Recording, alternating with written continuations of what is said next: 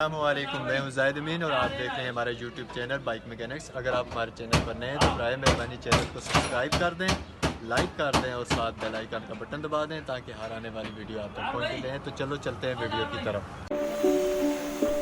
अस्सलामुअलैकुम रहमतुल्लाह। ये हमारे पास अनस भाई आए हैं 2023 मॉडल होंडा 125 मॉडल लेके। कह रहे हैं माशाल्लाह अच्छा है बाइक, लुक तो अच्छी है, लेकिन आप देख सकते हैं ऐसे महसूस हो रहा है कि 70 है। ये आप देख सकते हैं ऐसे महसूस हो रहा है कि 70 है।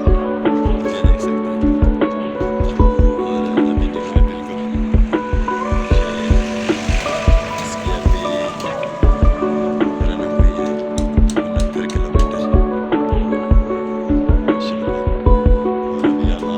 साउंड सुनाएंगे, स्टार्ट करें भाई। ये देख सकते हैं आप, वो वाली साउंड नहीं है जो ओरिजिनल जो पहले होंडे आते थे उनकी जो साउंड है और इसमें इसकी साउंड बहुत डिफरेंस है, बहुत ज़्यादा।